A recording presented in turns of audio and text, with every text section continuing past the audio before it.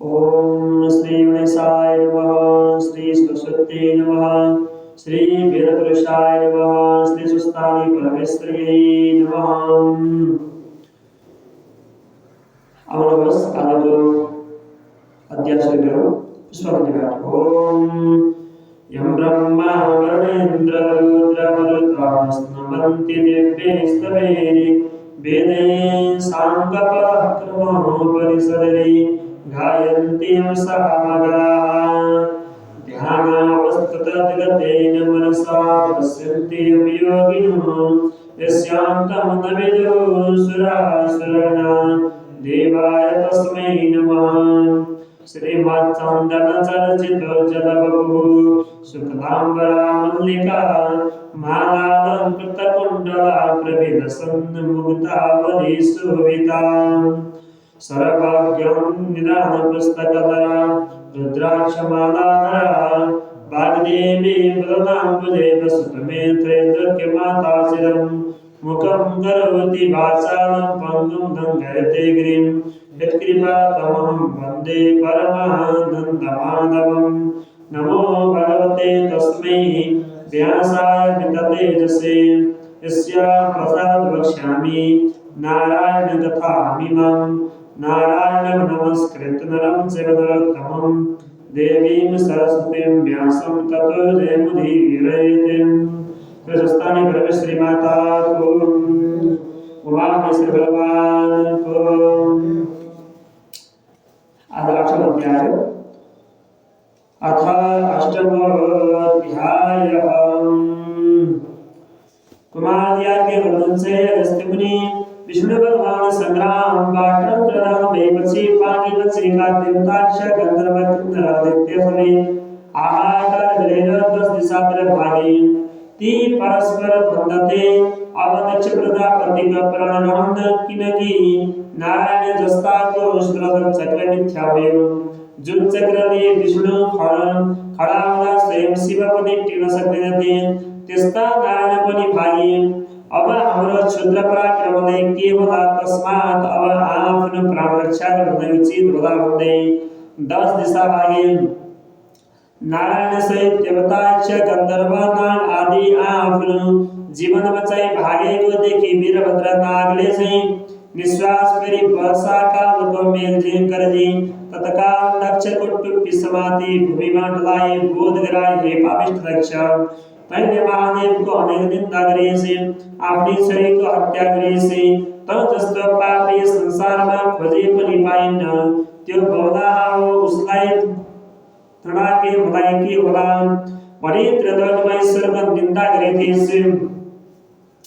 अब यस वखतमा रक्षक गएका गए तिनीहरूको सहायता मागे आफ्नो प्राण बचा तेरो यज्ञ बिना संक्रतै पुरा गरौँ अब तलाई पनि यही यज्ञमा हुन सके हामीलाई सन्तोष होला भनी अनेक तरहले बोध गराएर प्रजापतिको शिर काटेर अग्निकुण्डमा हालिदिए।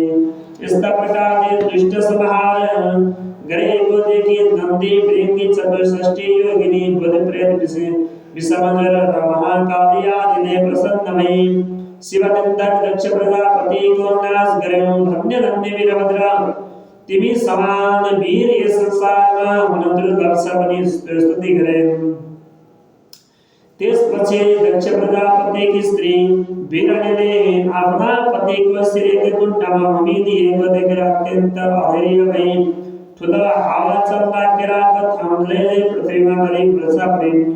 केही बेरमा चेष्टा आयो सोध्न लागि हे नाथ मलाई यस अवस्थामा अनाथ तुल्याई कता गयो। जगदीश्वर महादेवलाई यज्ञमा नलाग्दा यस्तो भयो हे गुण व्यर्थको अभिमान मनमा लिएर शिवको निन्दा गर्दा आफू मृत्युमा प्राप्त भयो। मेरो यो गति भयो भने अनेक प्रकारले सोध्रेर वीरभद्र हे ईश्वर मेरो प्रत्यक्ष प्रजापति अज्ञानी मूढ र अभिमानी पनि हुन् तिनलाई कुनै चेष्टा पनि थिएन। यस्ता मूढको नाश गरे हजुरको के कृति होला मलाई विधवा नतुल्याई स्वयं प्रदान दिनुहोस् हे वीर आफ्नो सृष्टि आफैले संहार गर्न उचित हो। सृष्टि स्थिति संहार गर्ने महारुद्र पनि तिमी महादेव पनि तिमी आदि मध्य अन्त्य नभएका ब्रह्मा विष्णु शिव जे नै पनि तिमी नै हौ। हे भक्तवत्सल मेरो मुख हेरी मेरा स्वामीको सबै अपराध क्षमा गरेर जीवन दान दिई सौभाग्यवती बनाउनु होस् भनेर स्तुति गरेको इन्द्रादि देवताहरूले सुनि आकाशबाट पुष्पवृष्टि गरी हे वीरभद्र दक्ष प्रजापतिलाई जीवन दान दिई बिरलेलाई सन्तोष दिन होस् भनी आकाशवाणी गरे। देवताहरूले त्यस्तो आग्रह गरेको र बिरलले चिन्तित अनुहार देखेर मनमा करुणा उत्पन्न भएर बिरलीतर्फ हेरी वीरभद्रले भने हे बिरली तिम्रो स्तुतिले म प्रसन्न भएर तिमीलाई स्वामी वर दिन्छु र तिम्रो स्वामीको शिरले मैले अघि नै अग्निकुण्डमा होमिसके। अब यज्ञमा बलि दिएको बकाको शिर जोडेर जीवित पारिदिन्छु किनकि दक्षले जगदीश्वरको साह्रै निन्दा गर्यो। अतः यो पशु यसैले पशुकै टाउको जोडिदिन्छु। यस्तो वीरभद्रको वचन सुनि बिरले हुन्छ भनी अञ्जली जोडी उभिरहिन्। अनि वीरभद्रले यज्ञशालाबाट भोगाको शिर मगाई पश्चिमतिर मुख फर्काएर दक्ष प्रजापतिलाई बिउजाइदिए। दक्ष प्रजापति जीवित भएपछि बिरले मनमा सन्तोष मानी छाल मुख अर्थात् भोगाको टाउको भएका स्वामी श्री वीरभद्र महाकालीलाई दण्डवत प्रणाम गरी आफ्नो घर गए। यता वीरभद्र महाकाली पनि दक्ष गन्धर्व किन्नरादिको संहार गरे। दक्षको यज्ञ विध्वंस पारे नन्दी भृंग चतुष्षष्ठी योगिनी भूत प्रेत प्रमद गण समेत त्यहाँबाट अन्तर्धान भई कैलाशमा पुगे शिवजीलाई दण्ड प्रणाम गरे। हे ईश्वर हजुरको आज्ञा अनुसार दक्षको यज्ञ विध्वंस पारे देवताक्ष गन्धर्व उसका समस्त रक्षक मारे दक्षको शिर छुट्याई अग्निकुण्डमा होमिदिसकेपछि उसकी स्त्री बिरले आफ्ना स्वामी मरेको देखे साह्रै दीन भावले विदा गर्न लागिन्। त्यो देखेर मैले अग्निकुण्डमा बलि दिएको बकाको शिर ल्याएर पछाडि मुख फर्काई जोडेर दक्ष प्रजापतिलाई जिलाई आए भनी बिन्ती गरेर महादेव प्रसन्न भए। हे वीरभद्र महाकाली तिमी धन्य रहेछौ म प्रसन्न भए। यति पनि ती दुवैलाई आफ्नो शरीरमा लीन गराए। त्यसपछि महादेवले प्राणप्रिया सतीलाई सम्झी दक्ष प्रजापतिले यज्ञ गरेको स्थानमा पुगेर हेर्दा अग्निकुण्डमा सुतिरहेकी सती देवीलाई देखि हा सती कैलाश शुद्ध तुल्याई मलाई एक्लै छोडेर कता गयो भन्दै साह्रै अधैर्य भई वृक्ष ढले झैं भूमिमा लडी मरिचा परेकै मेरोमा चेत आयो र हे प्यारी अब मैले संसारमा बाँच्न पनि व्यर्थ भयो। मलाई एक क्षण पनि एक्लै नछाडी मेरै मुखियाजी बसेर मैले भनेका कथा ब्रह्महरू सुनिरहन्थ्यो। मेरो वचन नमान्दा तिम्रो यो गति भयो। म यस स्थितिमा पुगे भन्दै मुड्केर छातीमा छाती डगे। वर्षा कालमा आकाशबाट पानी परे झैं मोतीका दाना जस्ता आँसुका टीका खसाली फेरि विलाप गर्न लाग्नुभयो। हे प्रिय म कतै गएर आउँदा सुनका कमण्ड दल्ने घोडा धैदिन आउँथ्यौ। हे प्यारी मेरो खाने वस्तु भनेर बीज भाग धतुरो मेरो स्वामीले खाने वस्तु भनेर जतन गरी राख्दथ्यौ।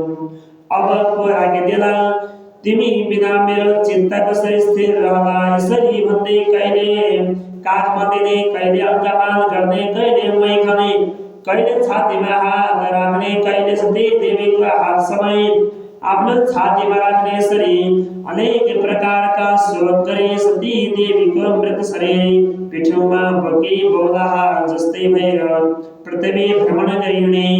महादेवले पीठमा बोकेकी हुनाले गलित वा दुर्गन्धकै भैनुन् केवल तिदाय जस्तै भएर रहिन्। हरि ओम तत्सत। जय जय श्री स्कंद पुराणे केदारखंडे मानवात्मे कुमारस्थ संवादे श्री सुस्तानी परमेश्वरी व्रतकथायां महादेव पृथ्वी भ्रमणं नाम अष्टमोऽध्यायः। ओम पुष्पांजलि। ओम उपमयतु मंगलम वः सकल जगत मंगलालय श्रीमान दिनकर निबोधित नवान्नादिनतरनिवेक्षण कृष्ण काले परसुत पर्जन्य पृथिवी संसादिनी देशयं स्वरयितुं ब्राह्मणाः शब्दनिर्भयाः अपुत्राः पुत्रिणः सन्तु पुत्रिणः सन्तु पौत्रिणः निर्धनाः सदा सन्तु जीवन्तु सदां सुखं तत्रैव गङ्गा यमुना च तत्र गोदावरी सिन्धु सरस्वती च तीर्थानि सर्वाणि वसन्ति तत्र यत्र चितो तारकथा प्रसंग या कुण्डितुषारहरवला या शुभ्रवस्त्रावृता या वीणाभरणदण्डमण्डितकरा या श्वेतपद्मासना या ब्रह्मच्युतशङ्करा प्रभृतिभिः देवी सदा वन्दिता सा मां पातु सरस्वती भगवती देशसजाड्यापः कायेन वाचा मनसेन्द्रियैर्वा बुद्ध्यात्मना वा प्रकृति स्वभावात् करोमि यद्यत् सकलं परस्मै नारायणायति समर्पयेतत् नमः शिवायति समर्पयामि। श्री सुस्तानी परमेश्वरी माता को जय हो। उमा महेश्वर भगवान को जय हो।